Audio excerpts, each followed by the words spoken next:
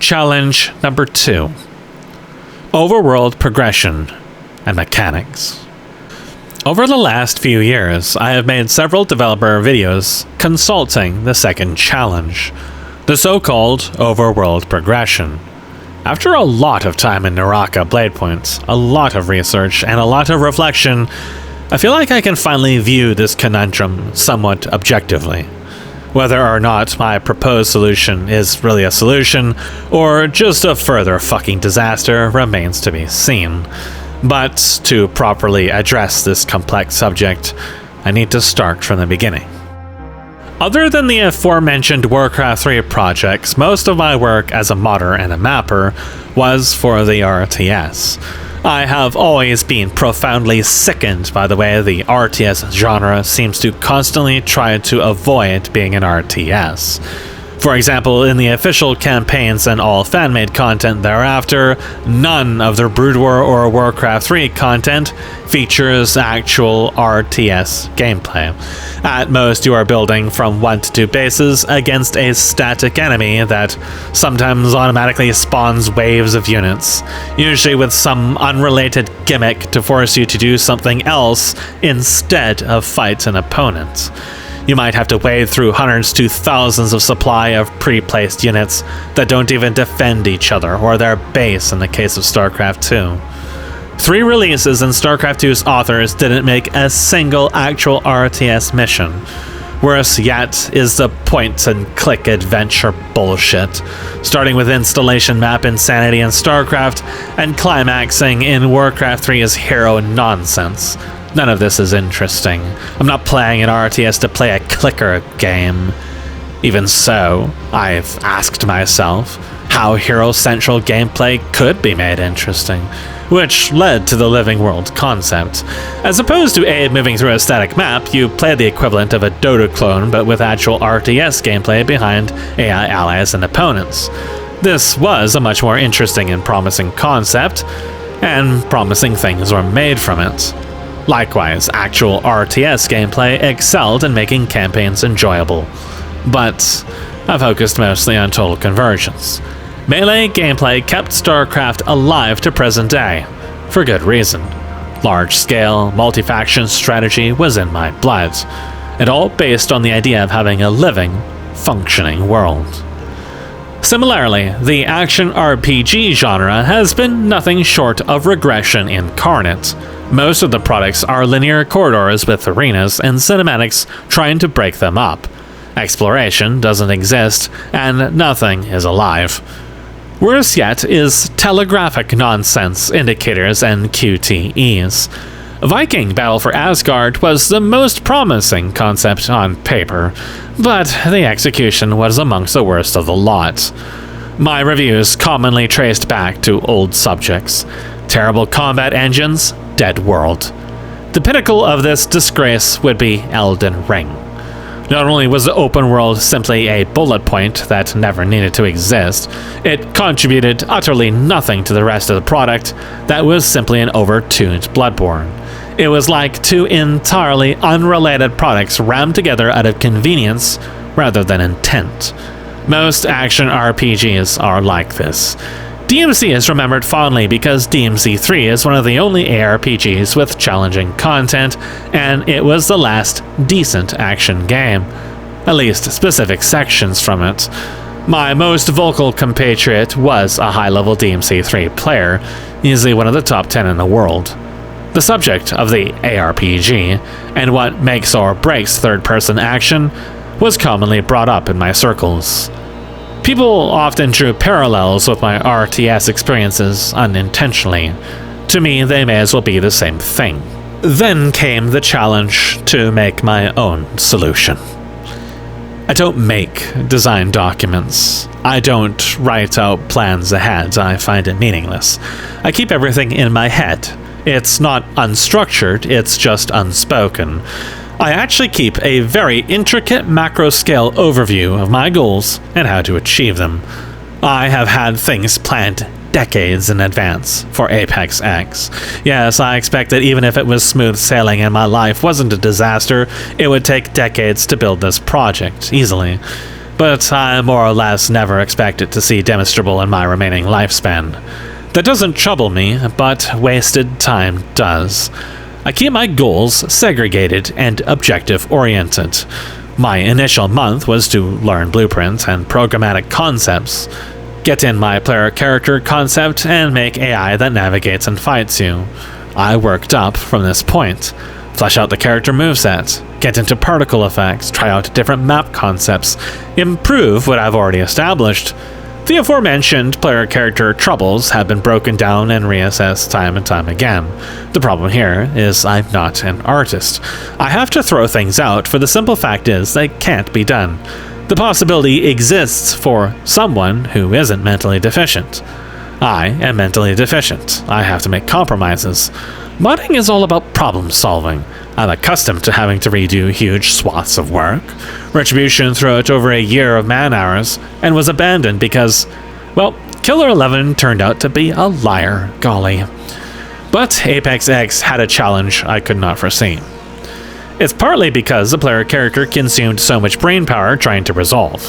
The years invested into this problem overshadowed all other production and conceptualization for the project combined by many-fold. I don't think about the rest of the project that much, at least until the last year. That's because I am confident. I am a designer. I wasn't meant to be building assets. I can do one thing. I can make good content. I only need the tools and the mindset eludes me. The tools do not any longer, but tools include experience. I've experienced a lot of very bad games. I don't have an idea or a template I can reference for what makes a good game. Any solution I could offer to a given failed product isn't a solution I myself can use because I'm not making Dark Souls or DMC. I've lifted some aesthetic or some concepts, but what I'm building is unalike. The problems faced are likewise unalike. They're really a lot worse. The first voyage deployed the Arbiter map. It was a fairly last-minute zone featuring basic objective concepts. Most of them were memes, and some were intentionally obtuse.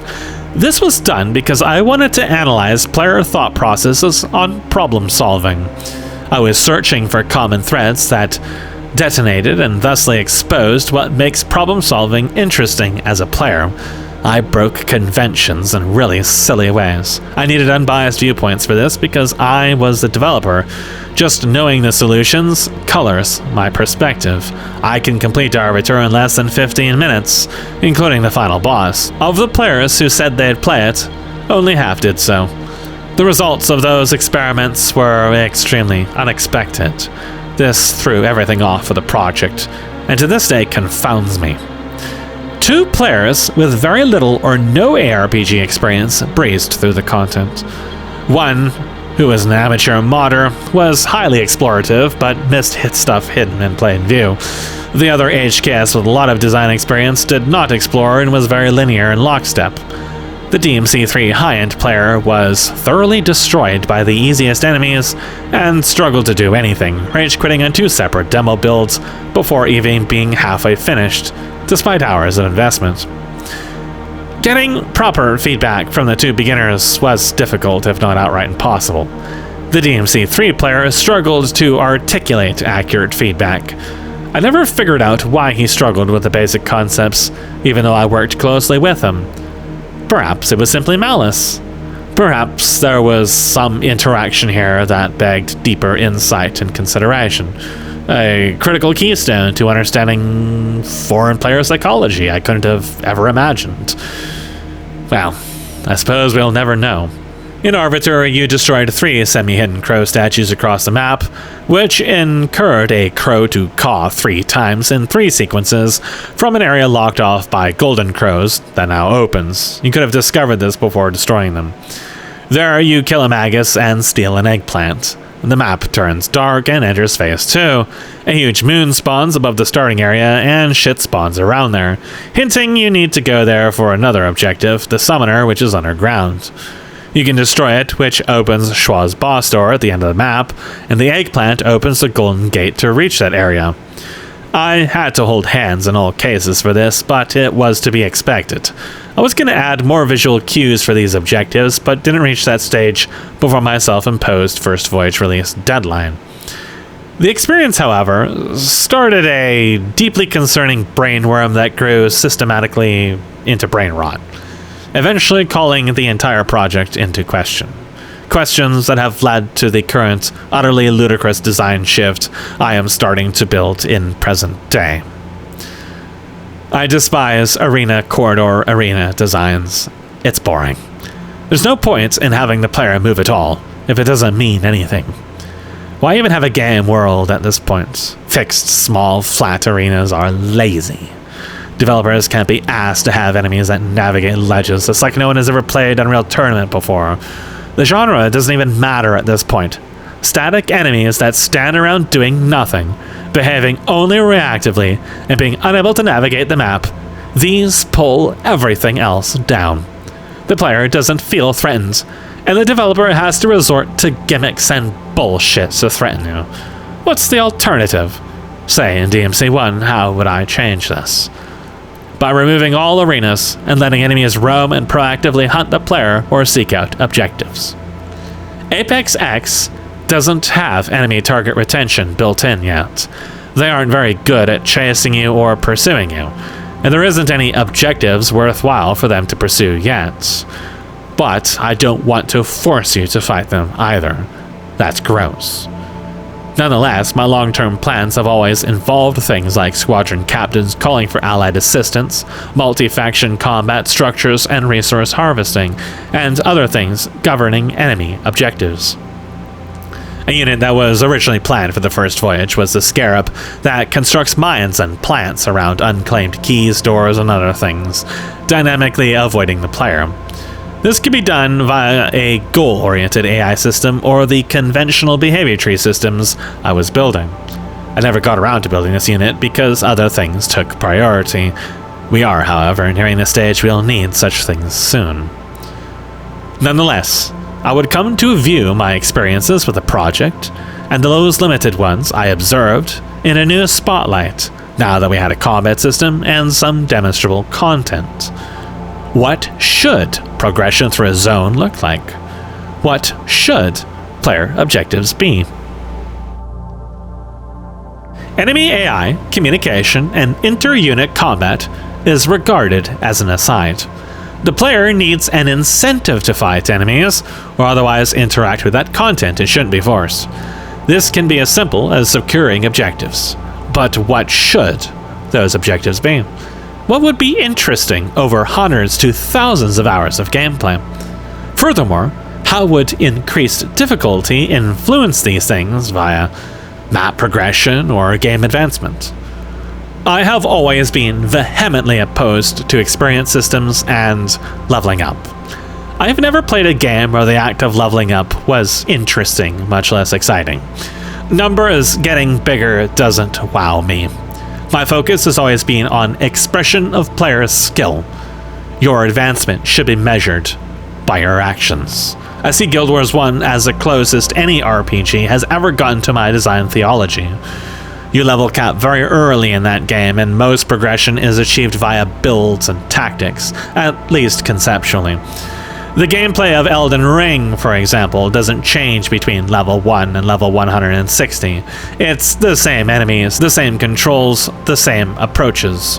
Things might look ever slightly different, but the gameplay fundamentally remains static for how many hours it takes for you to beat it. Leveling up is optional in these products. Just look at the level 1 no-hit runs. It serves exclusively as irrelevant padding. Elden Ring would be much more interesting if the world was alive, and progression was handled predominantly by skill. A world that stands around idle waiting for you to increase numbers is fundamentally contrary to what I have labeled competitive gameplay. Competitive gameplay insinuates a player fights to survive and succeed. Life is a game of survival, and humans are always fighting. Ergo, humans are competitive creatures by design. Everything we do, from tribal society to invention of currencies, is all about competing to get an advantage over others through any means necessary. Games are, by definition, competitive exercises. Solved solutions, ergo QTEs, are not competitive by design, which is why they aren't interesting, if not outright toxic. Performing guesswork, however long and sophisticated, to figure out a developer's intended solution is not exciting. Paying a time tax to increase numbers to step over blockades is not interesting either. Humans are living creatures that adapt to challenges, and they are competitive by design. Life is a contest, make no mistake, and a game is designed to reflect life. Ergo, playing it should be competitive. That is what will give you the greatest sense of reward, the greatest sense of accomplishment. Arbiter was intended to test these theories in a veiled light, and those tests were resoundingly successful. Every single person who played or observed the project praised the Phase 2 transition and high-intensity shifts of the environment and opponents. The only points of contention were the onboarding process. Well, the complete lack thereof, which was to be expected. To my surprise, no one directly complained about the hidden crow statues or more obtuse cues to progression, but I take this as a lack of communication and regarded them negatively anyways as a result. Of course, everyone knew it was a demo, so all such feedback was colored by the knowledge that A, I held their hands, and B, actual zone progression would look a lot different. It would look a lot different, but how different? Exactly. Actions speak louder than words. Assessing the streams and videos of the experiences helped me stop and reflect, but more tellingly, no one had alternatives for me. HKS brought up AI communication of such things, but these weren't map progression related, they were just AI related. It didn't help me determine what made a good objective, what made for good map goals. ApexX doesn't feature experience or items other than the keys used to open their doors. The keys and doors were a problem spot in the first voyage because they just didn't work properly half the time for reasons inexplicable. The DMC3 player got lost because the doors were open that should never have been open for whatever reason. The DMC3 player would eventually rage quit the entire project for reasons I still don't entirely understand, as they were never properly conveyed to me. We had concluded that he really didn't like ARPGs or DMC3 as a game. The only reason he played it to reach the skill level he was at was due to technical abuse and combos. The rest of the product simply didn't offer him anything. This was not a useful revelation. In fact, it threw the entirety of ApexX into a 2-year paralysis. That brings us to the reason why I'm bothering to create yet another discussion video on the subject. Fighting games, and all derivatives such as beat-em-ups, hack and slash, so on, are arena-based. This is because the objective is to fight. One aspect of ApexX I have not discussed in depth other than recent developer productions is the second aspect of the core gameplay I have been pursuing. This is exploration. Part of the reason why I have not discussed it extremely in depth is because I find it difficult to word precisely what I'm after. Open world is a meme.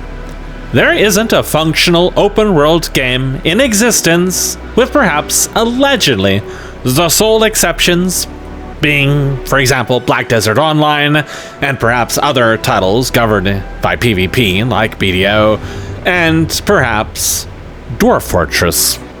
A discussion I had last year with an old-time PvPer of BDO gave me insight into the subject from an alternative viewpoint, recoloring some of my existing observations in an alternative lens.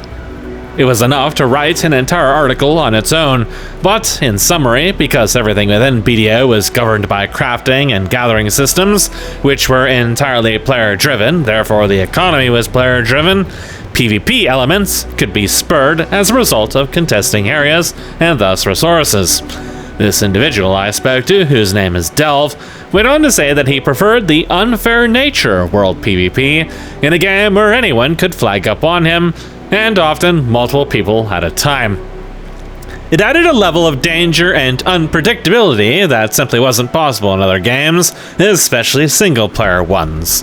How the players would interact was entirely distinct, and sometimes he even made a few friends along the way.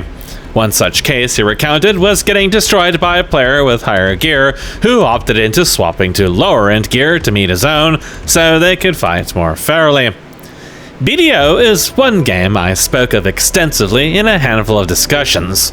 I talked about PvE efficiency and competitive pursuits of efficiency being exposable in results as the game lacked all the restrictions that companies like Blizzard gleefully infested their own products with to prevent players from expressing themselves, such as drops per hour, lockouts, and extremely sparse spawning, plus leashing. BDO is a game with no hard set objective. The storyline is only a means to level up to the point you start the grind. The grind can be performed without ever fighting anything. You can exclusively PvP. You can grind out in the world as I did.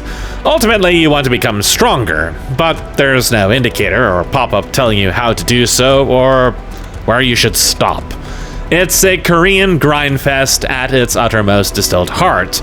What set BDO apart in my comparisons was the comparatively strong combat system and visuals and audios it possessed over similar products. It was worthwhile to bring to the table, particularly since virtually everyone still in the game had been effectively playing single player with a side of PvP for thousands of hours. Something kept them glued to this otherwise entirely static and sterile grind. It was the pursuit of perfection and efficiency, competitiveness in a largely single-player environment. This is a very, very complicated subject. Fun is a buzzword, a blanketing term to sweep away and muddy quality. Engagement is what exists, and it is found in the pursuit of betterment, without wholly realizing this is what you are pursuing. PvP gaming is notorious for hostility between players, and yet remains the most popular of all platforms, and many PvP players have told me they find PvE players more hostile, and honestly, that's been my experience as well.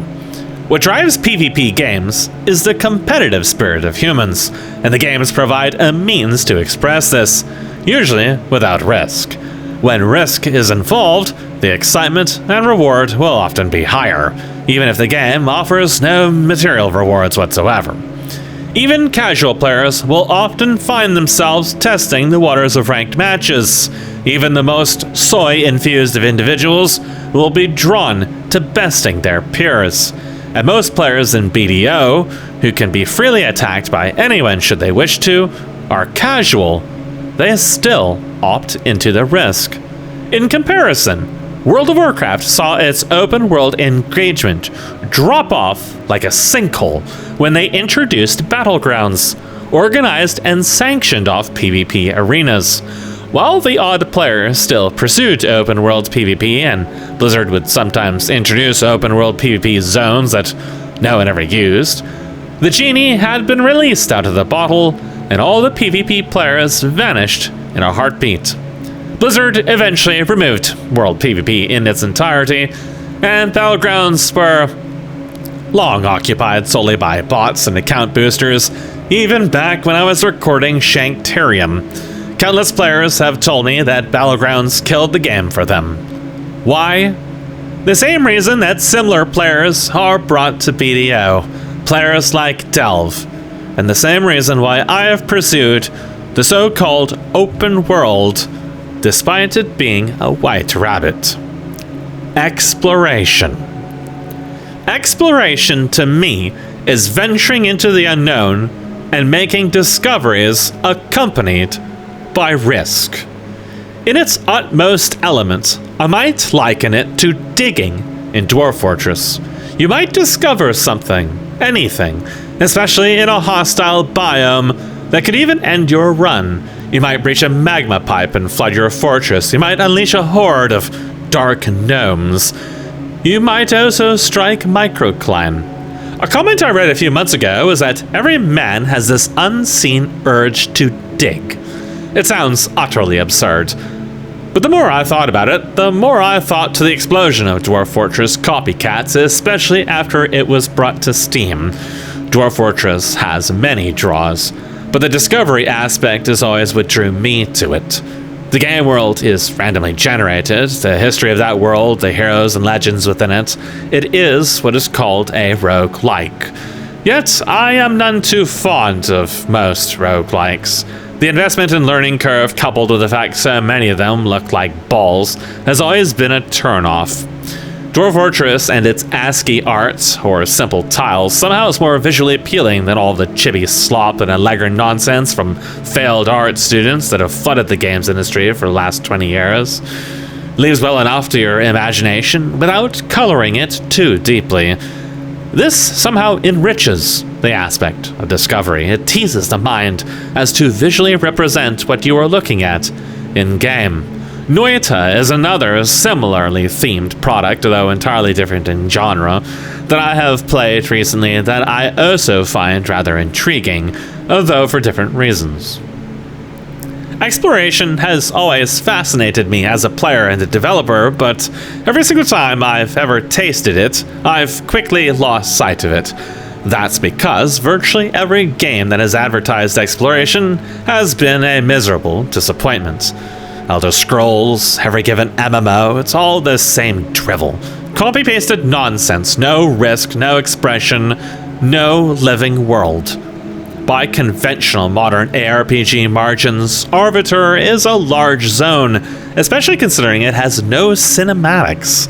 It's also quite open-ended compared to modern games, despite being fairly linear. The fact is that not every route off the beaten path leads to a secret and loot and then loops back. There's no out-of-context indicator pointing to a location or highlighting things for you. In such a presentation, I have called ApexX as a blend between Dark Souls and DMC, but this isn't entirely true either. It only looks like this as a result of being so incomplete. The reality is that Arbiter's experimental objectives are spur-of-the-moment things. I've never had a true idea of what I want you to have to do to progress through zones. In an earlier Apex concept, ApexF, I wrote up the scripts for a 48-mission campaign with very explicitly stated and conventional linear objectives. It's one of the few times I've ever written something akin to a game document, but it really is just a script with bullet points. I found myself reflecting on that script again in recent days, 10 years after it was written, contemplating if that's the better choice or not. 5 years into ApexX, and I don't have the faintest idea of what I want you to do to clear a level other than kill a boss. The largest bulk of independent design videos in the last 3 years has been about this exact subject. To even approach it is difficult, so I have to break it down even further. Exploration only functions so long as it is genuine. What keeps BDO in similar risky player-driven environments genuine is that risk. Opposing players are the perfect form of the imperfect and unpredictable world. On the opposing end of the spectrum is products like Elden Ring, where everything is entirely static and easily predicted, even on a first playthrough, with the sole exception of the occasional invasion. Although I've been told from reliable sources that invasions are a laughable shitshow in Elden Ring. There is no genuine discovery in Elden Ring, so exploration never feels rewarding. Not to speak of the lame rewards and lack of impact from your actions. Every area looks exactly the same, often copy-pasting the exact same assets, the exact same enemies, and the exact same bosses. The vast majority of the rewards are so specific to specific builds, they will go the vast majority of the game without ever even looking at changing your items. ApexX cannot escape this as it is. No matter how or where I place crow statues, the objectives are solvable. Because they are solvable, they will only ever be genuine at most a single time. For a high difficulty project, and a project with a fairly extensive exploration component, solvable components and objectives are fatal. I'd be retreating the hopelessly boring steps of the countless open-world failures before me. This takes me to another branch of my observations. It's actually a direct result of me talking with the DMC3 player, being the drunk Swede, for so long, and also as a result of me not having a clear goal. The Swede once told me that he simply wanted to be handed a challenge. Is it possible to mix exploration with combat? Can exploration be a part of combat and be challenging? That's a question I have been asking for some years now. So far, until very recently, the answer has seemed to be no. Else, I risk making objectives a QTE, and that would be terribly gross. It turns out that Dark Souls had one of the pieces of the puzzle all along. It's just we never get to see it in single player. And this puzzle piece has to go with a whole bunch of others. And I still don't know if the resulting assembled puzzle will resemble anything but Goatsee's gaping asshole. For most of ApexX's lifespan, I have been operating under the level design paradigm that there should be as little randomness as possible. This is for several reasons. The first is because dying and losing progress, any progress, is frustrating enough without having to play guesswork on what changed in any given area. Universally, every single person I ever spoke to in regards to this project expressed disdain for the checkpoint system that Dark Souls used. Indeed, the very mechanism of saving is another thing that was hotly contested for this reason. The other reason is because randomness directly impacts skill expression. Randomness in this equation wasn't exactly given a context. It's merely the guiding paradigm that objectives and points of interest on maps did not change.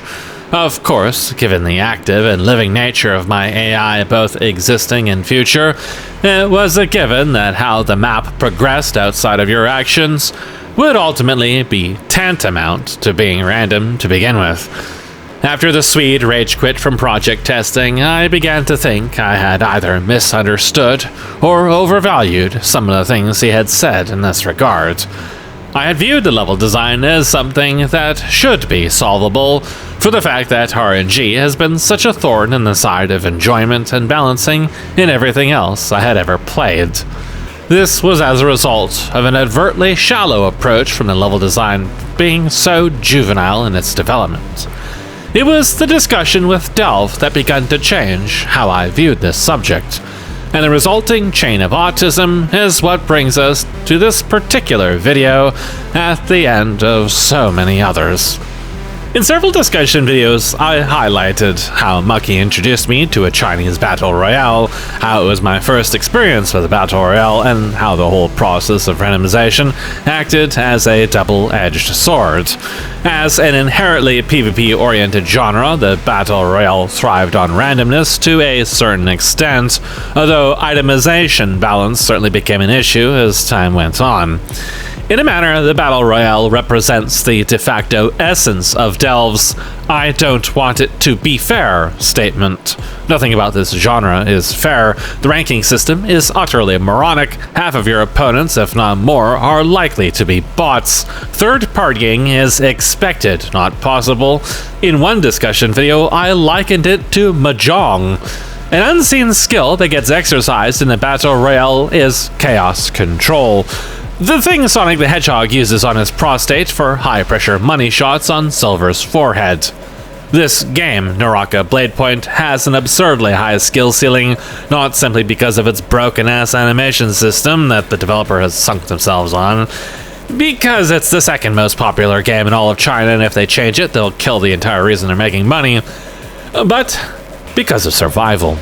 High-skill players aren't simply good at fighting mechanics, they're extremely good at survival. The game is extremely niche in Western countries. The white man is too weak to take on skill testing games, and the developer knows it, which is precisely why they've neglected it so much in foreign countries. Despite this, you can certainly have some very unique experiences, and after nearly 1,000 hours, I can confidently say I barely understand the fighting mechanics at all, but I've seen enough of the rest of the game to understand the draw of this highly memed genre. First of all, a fighting game inside a battle royale where you can see large numbers of players in a fight is extremely silly. Reading large-scale fights can be extremely challenging for a variety of reasons, but much like League of Legends, you can eventually acquire some degree of observational ability. The game is highly mobile as well. The thing I draw the issue most with the game is the stagger system and the FPS-dependent stun locking that occurs within it. Now you might be starting to understand why I was so curious about it in regards to ApexX. The Battle Royale appears to be the only genre that thus far has made open world function. It really got my noggin jogging. But how to actually apply my thoughts has led me down quite the rabbit hole. I began to revisit my experiences with randomizers in the Souls games, and the randomizer Zelda runs HKS told me about. Of course, those involve items, which we don't have. But they're still awfully static in many ways too.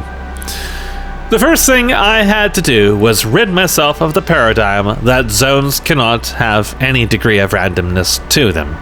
The reason for this was as outlined previously. If a zone is solvable, then it doesn't function. If I want a high difficulty project with exploration, then exploration cannot be solvable, or it becomes a chore. If I want exploration to genuinely mean something, then I have to start taking extreme risks in the design process and attempting doing things well outside of my comfort zone to probe for answers. Maybe this venture will be as much of a failure as the last. Maybe it'll expose something curious. So, here we are, my proposed changes to ApexX. Let's take Arbiter, for example. In Arbiter, you spawn in the courtyard. From here, your objective is to destroy the 3 crow statues, kill the Magus and the Summoner, then squish Schwa. Separating you from these areas is the Golden Gate at the end of the zone, the boss door locked behind destroying the Summoner, the crow wall blocking the Magus, and the green gate between the courtyard and the forest area. Fixed numbers of wolves, Templar, and bugs appear in the zone, at fixed locations, though they wander. When you destroy the Magus, Phase 2 activates, and spawners for the Night Dwellers are conjured by the Summoner at fixed points, at fixed intervals. Random support exists for this structure, but I thought randomization for this might be bad. Well, you'll undoubtedly be shocked to hear that my proposal is to put everything I just spoke of into a director that randomizes it. Yes, a director, not simply randomizing the positions of keys and doors, but whether they spawn at all, which units spawn, and what compositions and what factions, what structures will spawn with once I create structures, where resources for harvesters will spawn once those exist, where and what objectives would spawn, and indeed, the player herself and where she spawns. There's more to this, of course. I have a conceptual player character revision in mind, but it would probably be one of the last things I'd consider attempting to do, and only if I feel the rest of this insane plan would work. That is to say that ApexX's world progression would transform it into more of a roguelike. Every playthrough would be fairly unique. Even the zones you end up in when you start would be random, although they'd still be sectioned off by tiers, and there'd be a separate difficulty system called depth, although that's something I'll probably end up explaining later. Nothing would be fair or balanced, though I'm developing spawn strategies and so on in mind to keep you from getting ass blasted immediately upon spawn. But you can't say this is a battle royale inspired nonsense without the collapsing death zone, except my zone wouldn't hurt you. It'd be tied to things like the Night Dweller spawners and turn out all lights it collapses over as it engulfs the zone.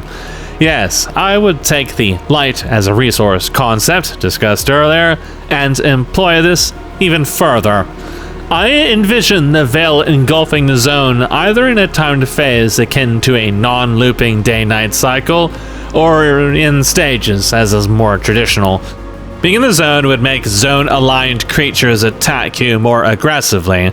Map objectives wouldn't be mandatory. I'm currently envisioning the ultimate goal of each map to be collect fragments of a key that unlocks the tier boss so you can move to the next tier.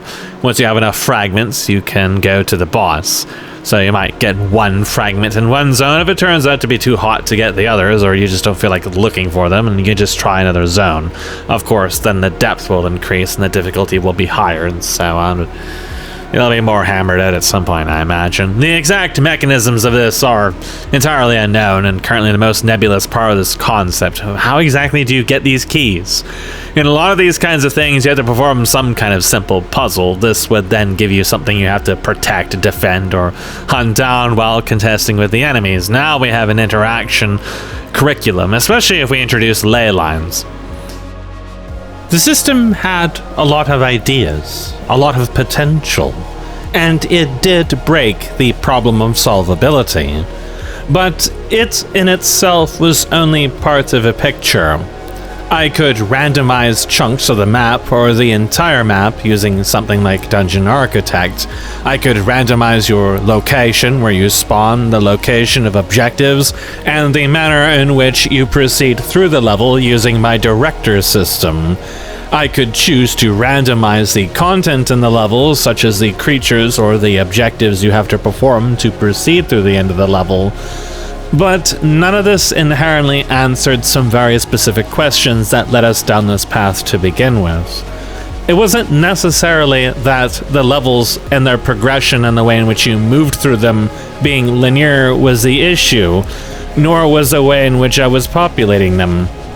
The issue was that the playthroughs still all amounted to the same thing, and once you had seen the level the one time, that was it. And also the fact that the actual things you performed in the level did not have anything to do with the content therein. You were best ignoring all the units within the level. If I add things such as living worlds, such as the enemy building bases, it's ultimately just more things that you ignore, if the ultimate objective is to kill a boss. In less than a week, I had a basic implementation of the softlock resistant randomization for doors, keys, and spawns in. And then I hit another roadblock. What comes next, exactly? What would make this interesting? What brings it together? Whether that amounts to the content being more engaging and the maps being more interesting and exciting to explore depends on a few critical factors, though. First and foremost, what objectives the player needs to fulfill to obtain these key fragments, and what early extraction would entail if the player wants to bail with what they have. Player death would probably reset the entire run, but I'm not sold on that idea, and I'm still fine having on-demand saving. Plus, long-term progression would probably save between runs. Next question is, what is long-term progression? But this and the player character revision are both too early to really talk about. Even in my head, they're very, very nebulous. The former is macro mechanics related. It would probably be stuff related to whatever you do with ley lines, similar to the proposed optional missions in the current ApexX concept. Who knows, maybe even summon in allied factions like the ISN. And the second involves an inventory system and an item system that mostly influences customization, like spell behaviors. Think kind of like the Jades within Naraka. And spell unlocks, plus resources for item persistence between zones. This is a blend between Noida and Gunfire Reborn, I guess, if you want to look at it that way. Ammunition for the Great Bow and similar things, some of which were suggested by the suite earlier in the project. Also worth noting, the inventory system in question would be Diablo-styled. I still have no idea if this is what I really want with the project. I've given it a lot of thought, but I've been forced to admit I can't answer the now quite nebulous question of what do I want to do. Perhaps it's simply not possible for me to know. I've been asking this question for 30-something years now, and I still don't have an answer. Perhaps I cannot even discover it. I'll never know unless I commit action to my most ridiculous of ambitions. The essence for these theories doesn't just lie within Naraka and my recent experiences. It also hails back to my time with Heroes of Might Magic 3 with Milldog and Emu and friends and other such silly nonsense. Far beyond balance, absolutely goofy. Really, the worst part about it is that the computer AI just never really put up a fight, and the spells and that were so imbalanced. You would just like trip something and suddenly you were a god for the rest of the map, and it didn't really matter. But the whole exploration thing really stuck with me for 20 years. Because the random map generator was the essence of that game. You didn't play the campaigns. The campaigns didn't exist. You played the random map generator. The game was the random map generator. And it's just incredibly goofy. What made it get stale, again, was the fact that there just wasn't really much risk. You really were never in any danger of dying at all. So it just got old because of that.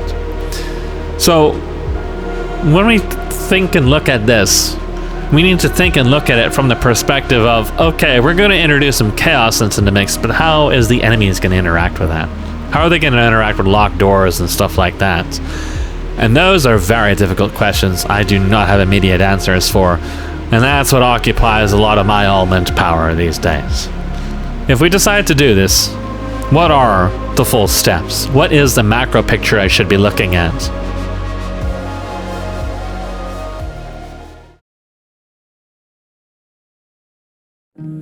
From Software released a product called LDerp Ring Night Derp. And Night Derp was astoundingly similar to some of the concepts I have outlined thus far.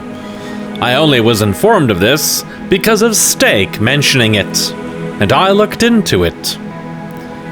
Night Rain is an attempt at a single-player battle royale, but it is universally panned by every single person who's played it. Why? The game world is dead, nothing moves around, and there is no randomization to speak of.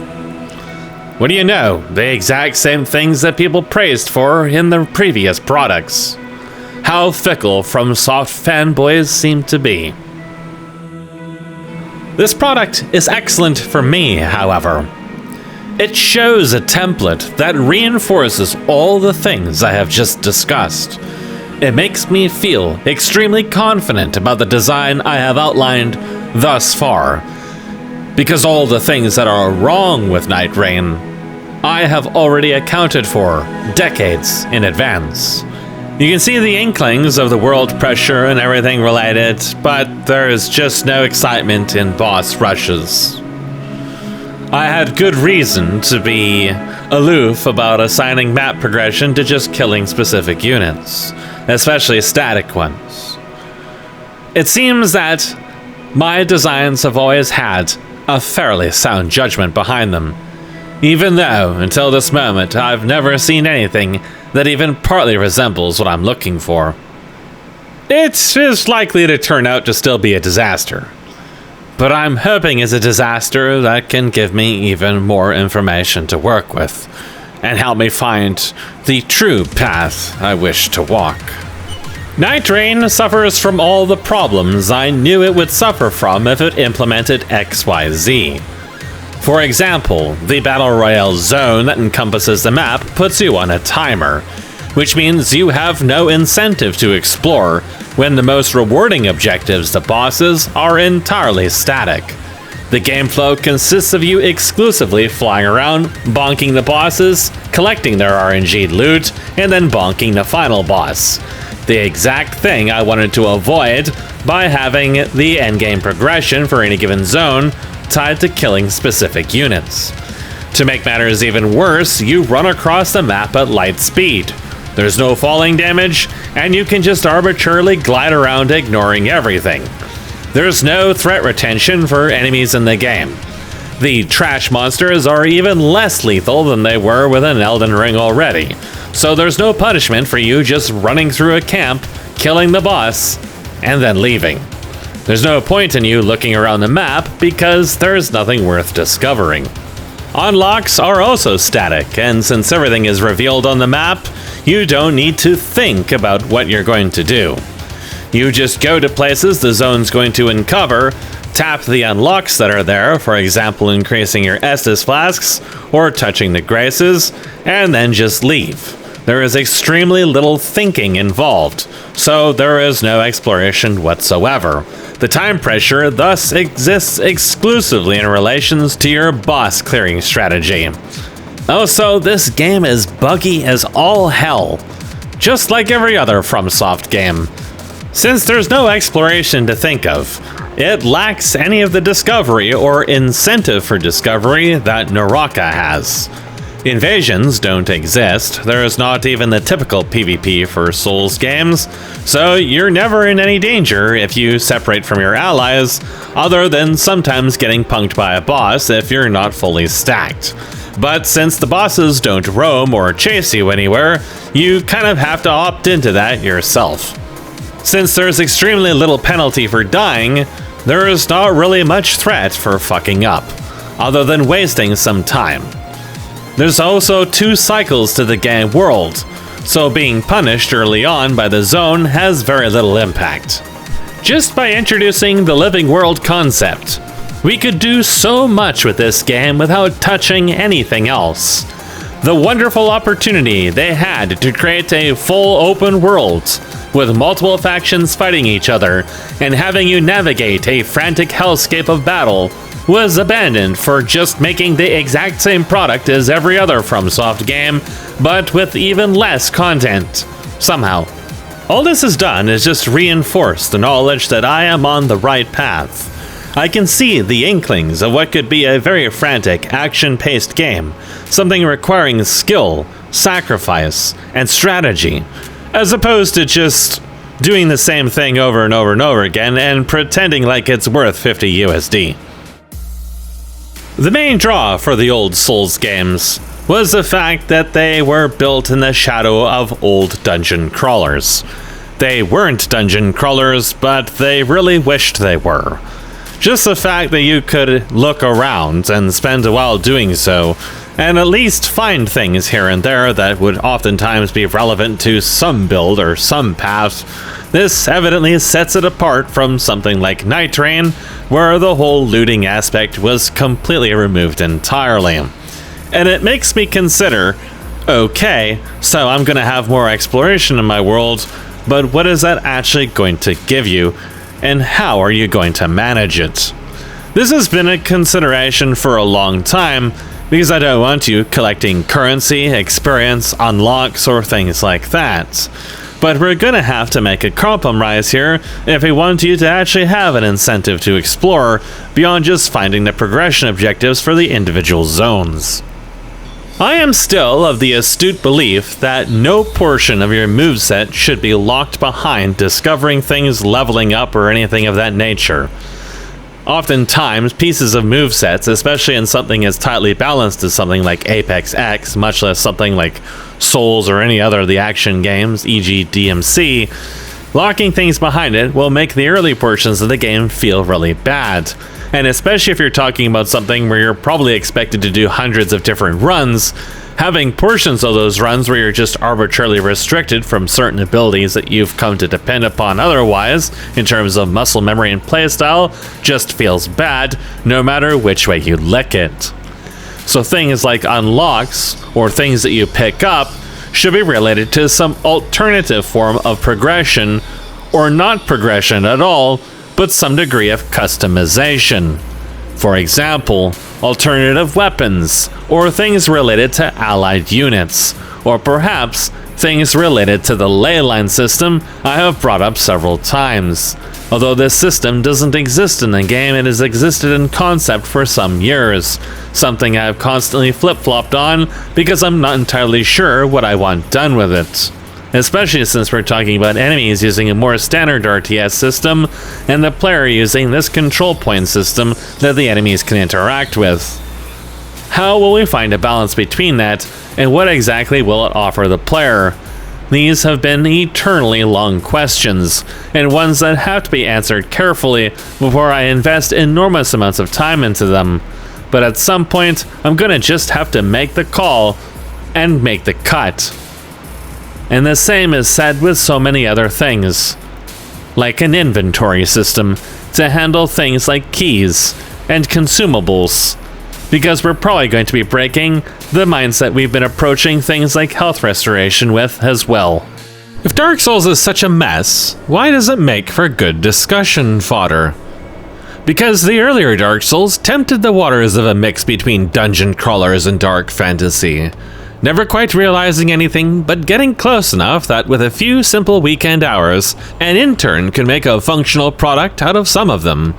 Some of the ideas expressed in Dark Souls and some of the psychological interactions that come as a result are worth noting in an isolated context. The first is discovery, specifically weapon discovery. Dark Souls doesn't have much of a combat engine. It's a turn-based game in which you have 2 attack buttons and another button that generates invincibility for a time. Everything is slaved to a stamina meter that, depending on the product, ranges from ridiculously overpowered to somewhat suffocating. In some Souls games, you don't even need invincibility frames. I went through Dark Souls 1 just face tanking the entire game or stun locking it. In Demon Souls, I didn't even use lock-on until the very end of the game, and I predominantly used the wing spear and the shield. In the event I don't follow a roguelike design, and attempt to replicate something with longer-term persistence, akin to Dark Souls, it changes a few of the things I've discussed, but not as much as you might think. The combat system would remain the same, a proposed item or experience system would also remain basically the same as well. In both cases, I want to replicate something you might feel in Dark Souls during an initial blind playthrough. I've been calling it discovery, but it's a bit more than this for this particular context. We'll call it shape discovery. Let's step back to Naraka for a moment. Oftentimes, you find yourself with weapons you aren't good with, especially when you're new and have only been practicing 1 or 2. Or you end up with a Jade build for a weapon other than what you are good with, so you use something different to make use of it. Or it's a hot drop and you only get the 1 pile, so whatever gets shat out, you just have to work with. Whatever the context is, oftentimes the weapon and the playstyle you end up adopting changes somewhat every run from the last. In Dark Souls, discovering and changing weapons shapes your approach if you choose to use them, because of the extreme simplicity of the combat engine.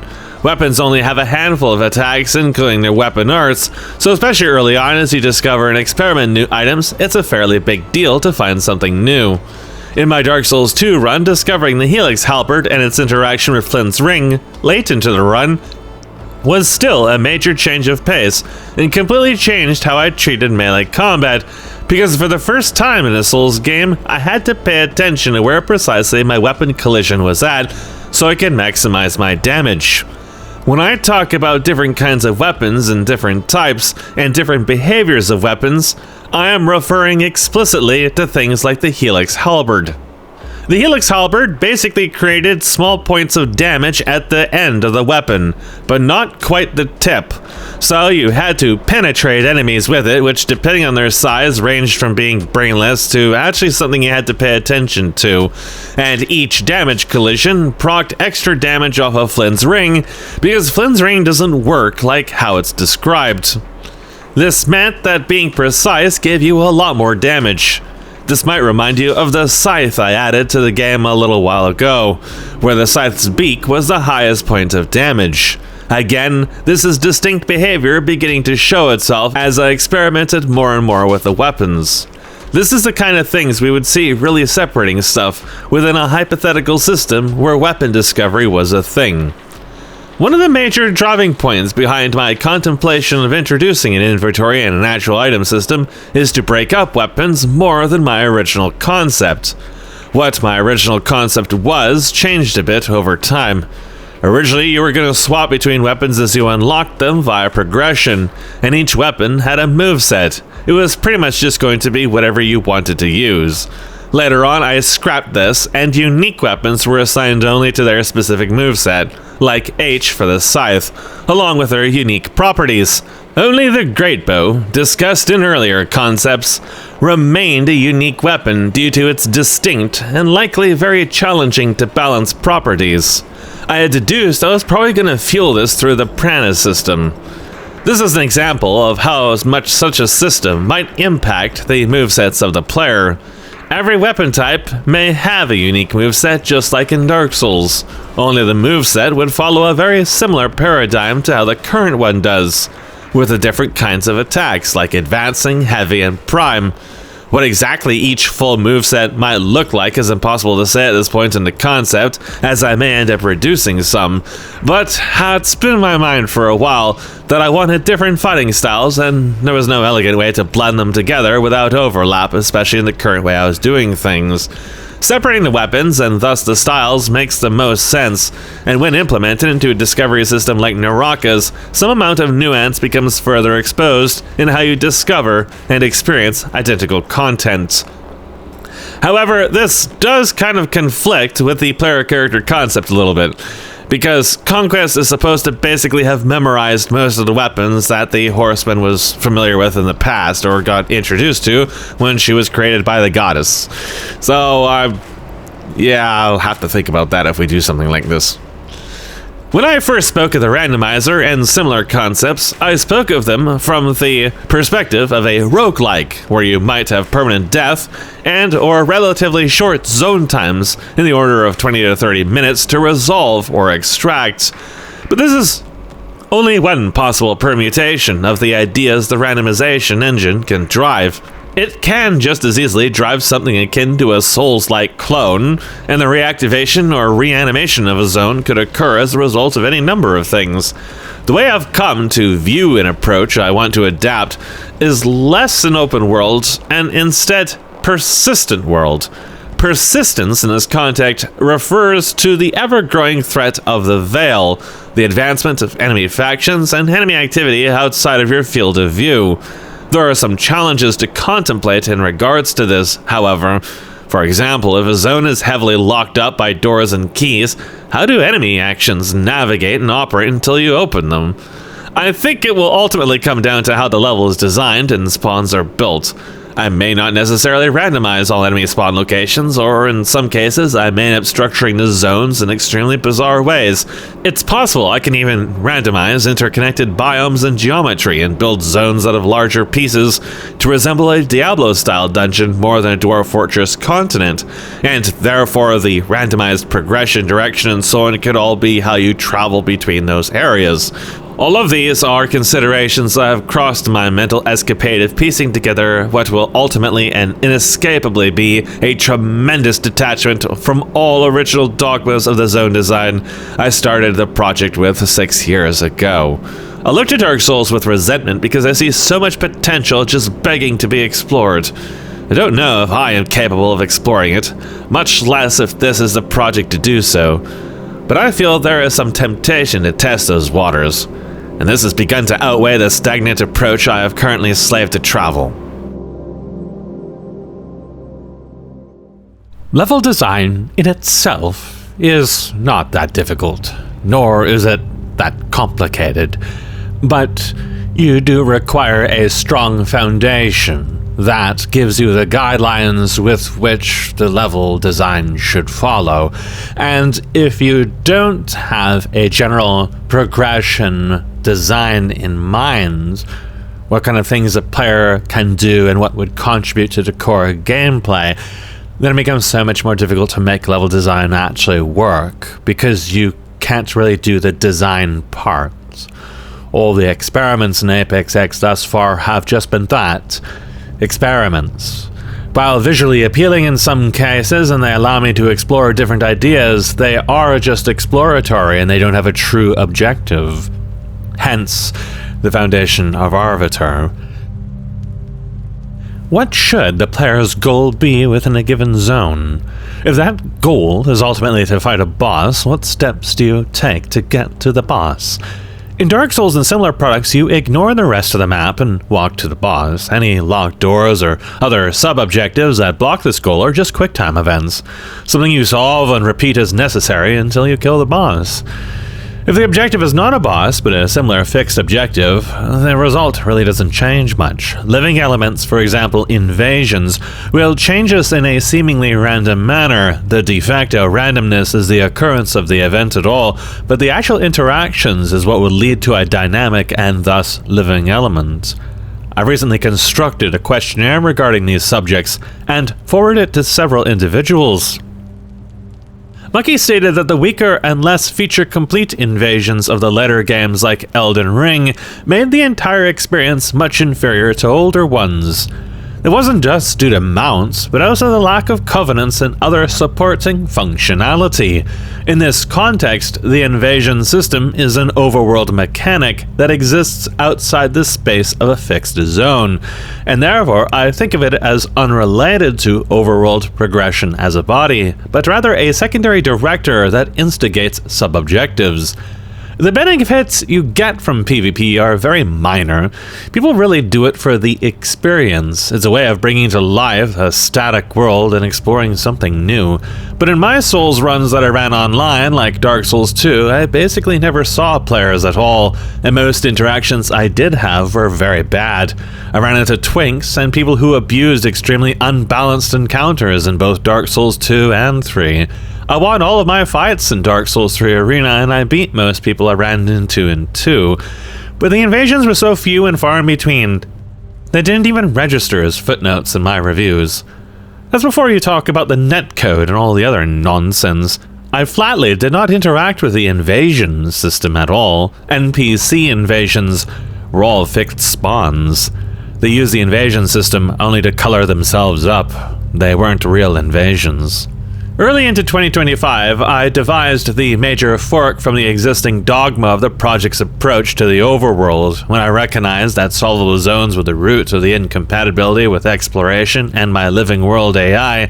I decided to build a randomizer director that functions similarly to Dark Souls and Zelda randomizers. When I had a functional example for the door key and unit randomization, I ended up stopping work again immediately, barely a week into the venture. I realized, now approaching this from the design perspective, randomizing the layout of the world wasn't quite enough. Similarly, Mucky pointed out that randomizers weren't attractive to him because they didn't change the most important thing: the maps. The major goal of my questionnaire was to try to break apart all the individual elements of the player's interest in the game of Dark Souls, under the premise that if one were to build such a game, what might they take away from it, and what might they change? Unsurprisingly, 3 separate people who returned my queries all focused on similar things: the solvability of maps, repeating content that was unnecessary, and certain restrictions like the limited upgrade materials in Elden Ring, despite the greatly increased number of overall items. All parties expressed disgust at the open world design, especially when it came to the prospect of reruns or building new characters. That's because the open world didn't offer anything to the game, much less change. Even if we randomize things such as doors and keys, and the content between you and the objective, we aren't changing the fact that we ultimately perform a QTE to reach this objective. That is the main component why I reasoned in a proposed shift to the design is that the boss is a keystone between tiers of zones rather than individual zones in a more dynamic setting. I proposed that each zone might have a fixed number of items in them that can be claimed, and once you have enough, you choose to challenge the tier boss. Zones could be withdrawn from early with partial rewards at the cost of needing to do additional zones, and a global difficulty modifier increasing for every such attempt. This difficulty modifier is a part of the randomization system that controls doors and keys, and likely spawns of enemy units, and it would also include an invasion-style NPC system called opposing forces. Macro systems such as enemy structures and event systems like invading factions or the like, appearing mid-mission, would also be tied to this director.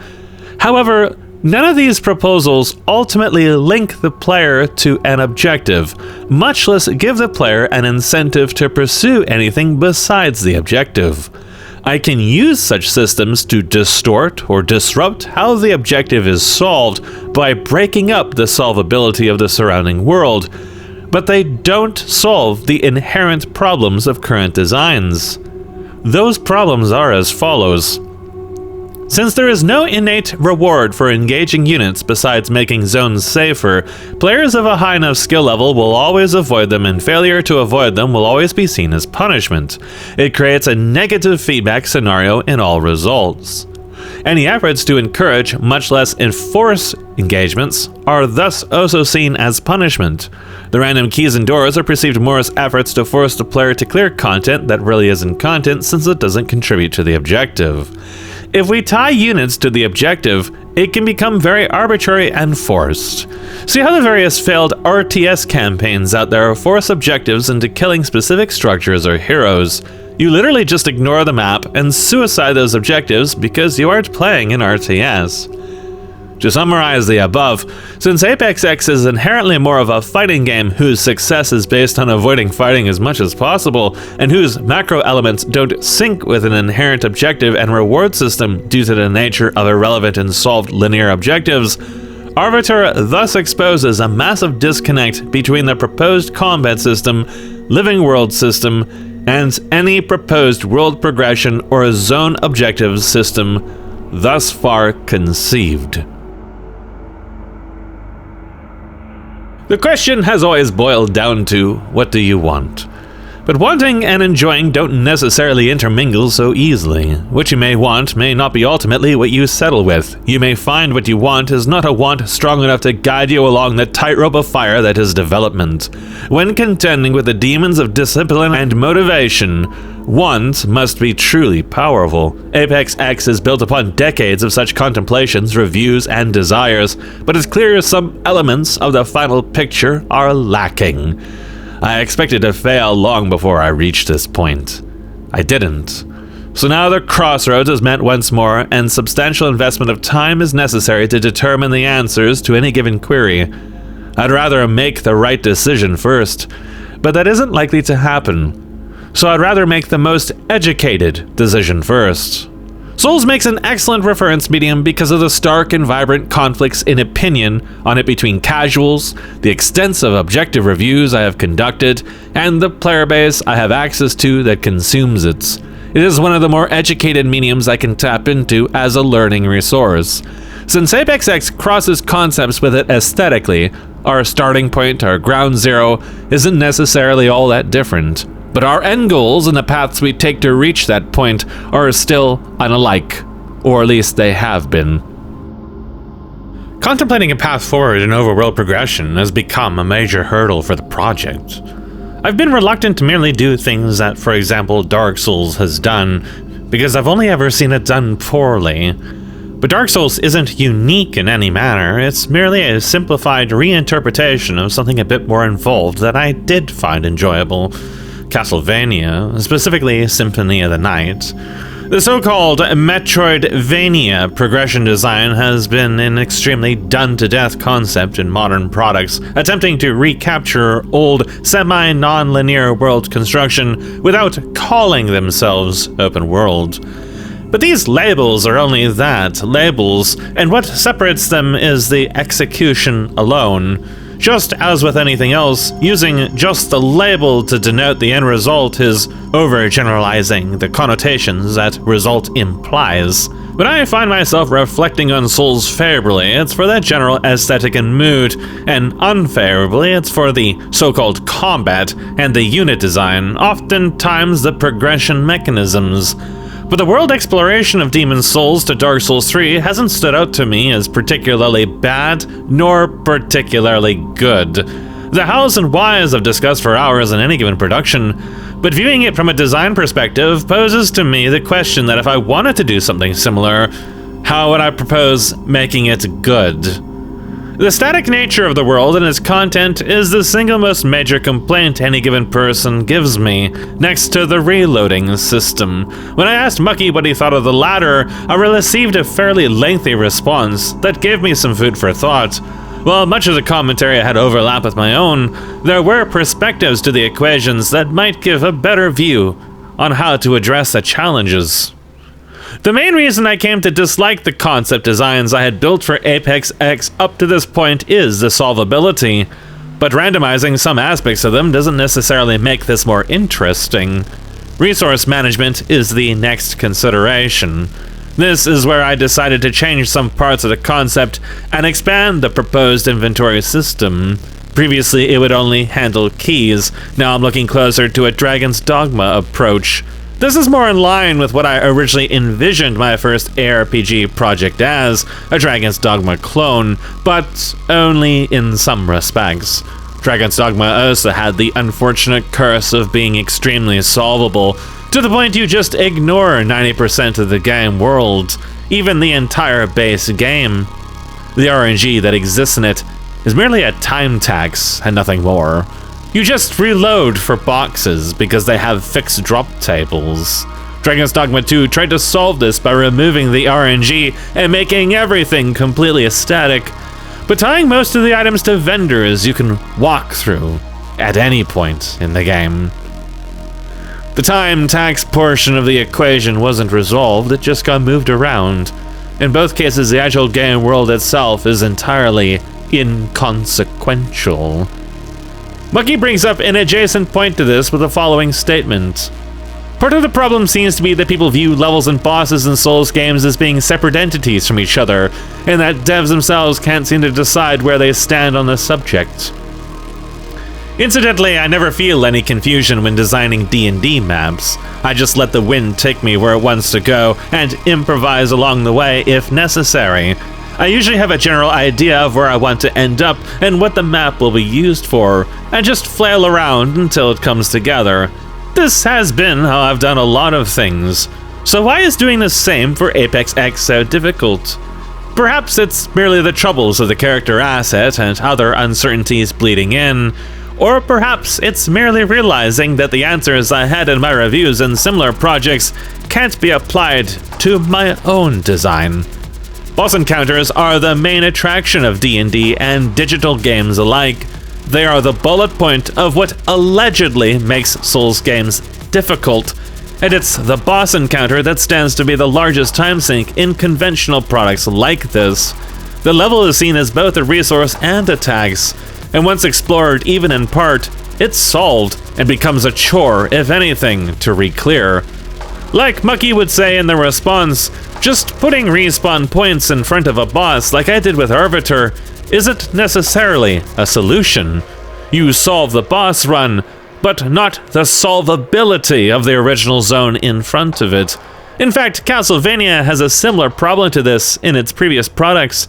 The power-ups being fixed means that they intentionally or unintentionally created interactions where the optimal method to dealing with certain bosses is to re-clear zones, otherwise unnecessarily to retain certain power-ups if you happen to die on the boss, opting out of its respawn point, since you can't backtrack. We also brush shoulders with the problem Blizzard conjured for World of Warcraft, where 99% of the game world is something you only ever need to interact with a single time, but they hate that you can just run past everything. They added mounts to the game, so they introduced myriad ways to punish you for trying to use them, from grabs, grapples, and stuns, as well as a standard daze effect that auto-dismounts you and slows you when you get hit by anything behind you, to arbitrarily restricting your ability to use mounts, either perpetually or until you've already cleared everything and invalidated their usefulness. This only encouraged players to conceive of routes to avoid the annoyances, rather than stop bypassing content, as Blizzard called it. Having experienced this idiotic arms race firsthand on many occasions, I've known not to promote situations where you're encouraged to skip things, or rather to make it a decision of action economy over optimization. The first way to do this is with aggression and target retention. The second is to give you a reason to interact with the game world even into late game or towards the end of your progression. In games like Souls, this is the resource of souls, and the occasional drop that enemies can have. But those resources only serve so much purpose and are far outscaled by the annoyance of having to deal with things like the Red Cthulhu superheroes on the stairs leading to the man-eaters, or the trash placed in front of Manus explicitly to shoot you as you run to the arena. These interactions highlight that the disconnect between the level as a body and the boss are both the actual world design and the actual gameplay. They're treated as independent entities. Progressing in a zone in Dark Souls is rarely difficult, as at worst there are a series of cheap gotchas like Anor Londo or Dragon Airy. Discovery is only experienced once. Whereas bosses have a disproportionately large moveset and dynamic to them in the later titles, underrepresented elsewhere in the game world. In Elden Ring, the same 3 archetypes of boss and trash are copy-pasted infinitely across the entire world. A world which is the exact same handful of rock and tree doodads for hours and hours and hours of gameplay. So exploring never feels rewarding or exciting to begin with. Elden Ring never wows or surprises you. Nothing ever changes. The fuel for exploration is authenticity, and to keep the world authentic, new discoveries must be possible even later on. But that isn't just opponents, it also must be resources. Symphony of the Night and similar products offer refreshes to existing environments by resources, and they manage to keep backtracking from becoming too much of a time sink. But as the game progresses, it still amounts to a chore. The time taken across distances is not met with danger or reward, it's just a series of checkpoints, regardless of the dimensions they're laid out in. So striking a balance between time investment is key. That's why I still propose to have multiple zones, rather than a single big one. At the heart of the world progression problem is the desire to keep zones interesting, not only as you reattempt them, but also as you progress toward endgame, and to keep them interesting for very long periods of time, to keep discovery as genuine and authentic as possible. Rather than tying resource acquisition to making the line go up, ergo fueling stat growth, my proposal has been to add resources that allow you to customize your weapons and abilities to specific playstyles. Ultimately doing so, regardless of how it affects your attributes, will cause you to become stronger. I've also proposed to split weapons into different items entirely, and tying that discovery to the director system as well. In short, what I am looking at trying to build is a de facto hybrid of Souls randomizer and a roguelike. This doesn't solve the entire equation, but it offers a route to explore the problem further. It's just an idea, one amongst countless others. An amalgamation of exploring down a road, finding a dead end, backtracking, and trying another. If you can't figure out a solution, you're looking for the shape of a solution or the shape of a dead end ahead of time. Problem solving isn't a binary process. You don't win or lose. The entire prospect of solving a problem is to learn. Perhaps you never solve the problem. Perhaps it forever remains a problem. But you hope, at least at the end of your time with it, you have improved. You have learned something. And you have some idea of how to tackle the next problem. It's all about arming yourself with knowledge. And as they say, knowledge is power. My proposal for the world progression is what defines the T2 concept. This proposal is as follows. Zones will be built upon a static base map. Components of that map, such as specific rooms or major areas, will be fed into a randomization system, such as Dungeon Architect. The weather and biome system will also likely be randomized. Zones will have a day-night cycle, or something based on this concept that governs the growth of the Veil, similar to a Battle Royale zone in prose, but functionally very different. There may even be a system like the Invasions in Rift, in addition to opposing forces. Amongst the objects in the map are doors and keys and Naraka-equivalent loot piles.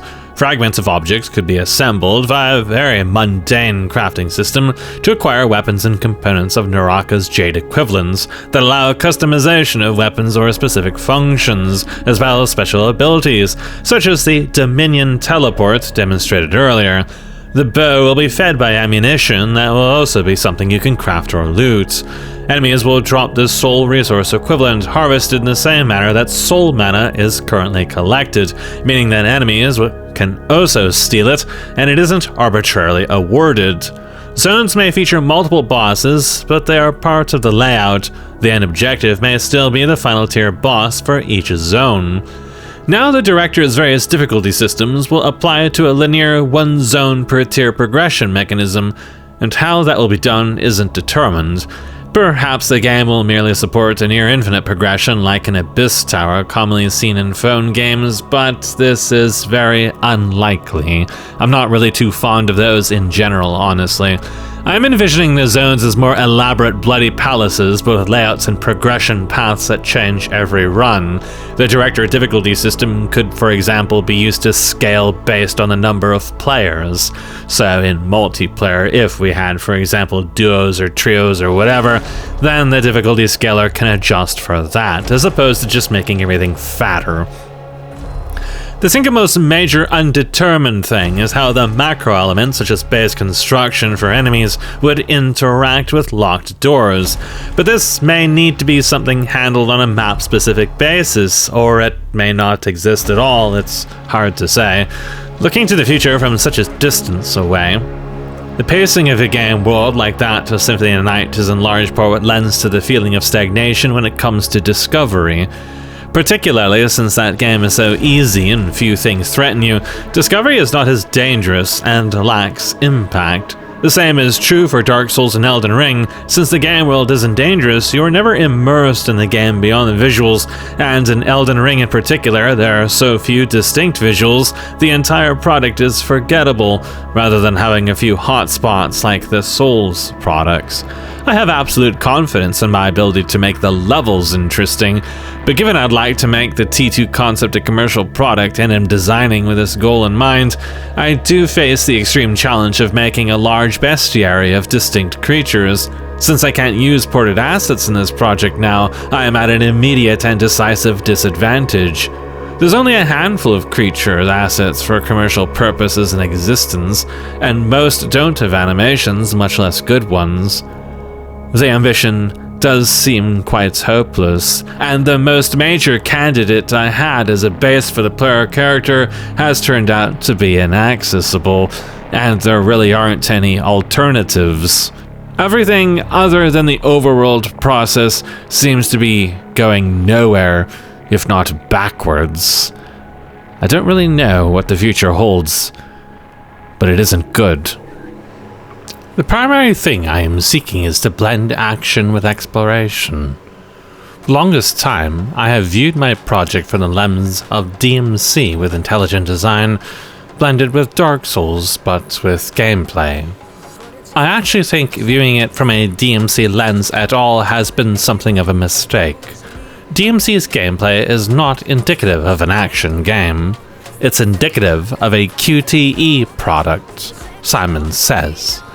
With all but a handful of bosses amounting to telegraphic rotational nonsense and all the trash being stun-lockable sponges, it takes a third-party trainer to really activate DMC4's potential, for example, by unlocking AI aggression, but all this truly serves to do is bias the player's power budget to QTEs via stun-locking even more.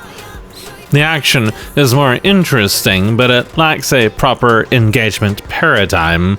Dark Souls goes too far into this direction as well, though its moveset is generally 2, rarely 3 buttons, and most of the time you only use 1. The problem again is that your dialogue with enemies is very one-dimensional. But Dark Souls has exploration to a limited extent, and the first playthrough can tickle that desire for danger and intrigue, although it rarely nourishes it. DMC doesn't ever have this, and it also locks you off in rooms every time combat starts. My reflection upon Dark Souls in my early discussions has always been exclusively from exploration, which I've usually treated as something to figure out later on in the project's lifespan, particularly when the combat AI and player character are more appropriately built. And likewise, often when I reference DMC, I looked more to DMC 1 from the level design perspective because it was much more interesting than the later products, and a few specific fights from DMC 1 and DMC 3. But this approach put a lot of weight onto what unexpectedly turned out to be a weak pillar in my theology. Since I've never been tested in building level design, and I've never found it challenging, because the RTS is very easy to do, and Diablo-like games are also very easy to do. When I walked into an actually difficult situation, I was completely unprepared.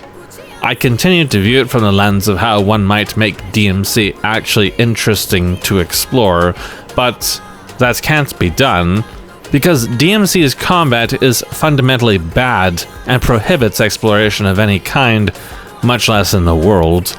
ApexX has managed to avoid this trap, but what holds it hostage presently is determining what is actually interesting to do as a player. Overcoming challenges is always the response. What constitutes as a challenge in a game with an explorable world? Not open world like BDO or Elden Ring, but explorable or persistent, as I aforementioned, like Symphony in the Night or Dark Souls. At least in theme.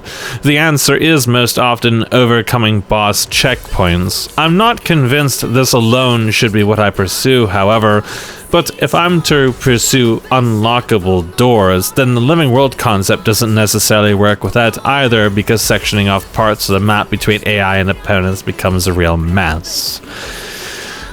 My most honest and brutal takeaway upon reflecting for so long is that I am mentally unequipped to actually answer these questions properly. I'm not sure a real middle ground can be found between those two ideas.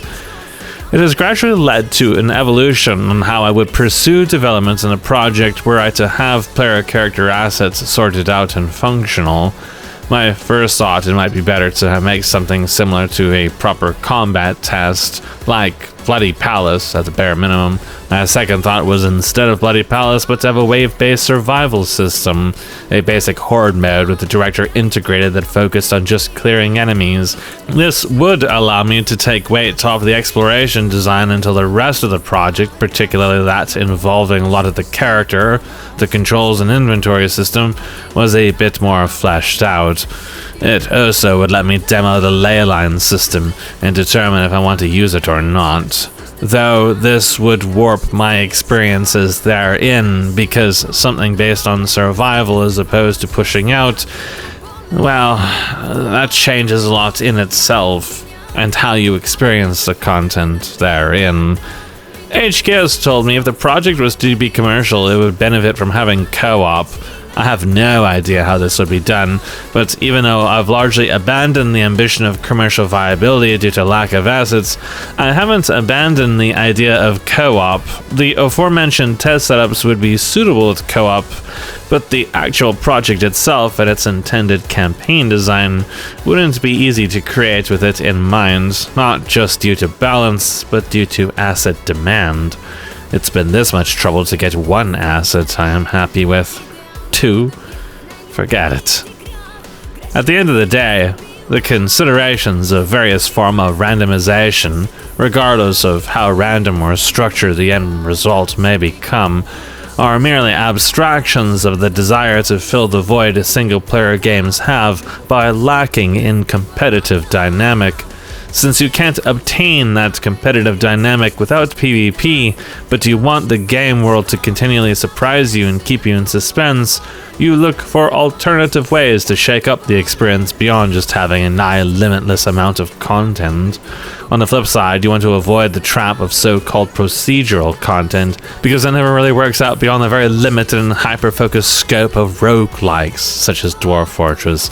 It can't work on a project like ApexX, and going through the extraordinary work to try to implement such a thing would have no gain. But knowing where and what knobs to tweak would require me to actually have something implemented so I can actually test it, play it, and figure out what would benefit the most from further advancements. But that will have to wait until I have a solution for the player character to move forwards. I do, however, have this strategy to move forward on, and although I am not entirely confident about it, I do believe that this is the right direction to take in spite of that.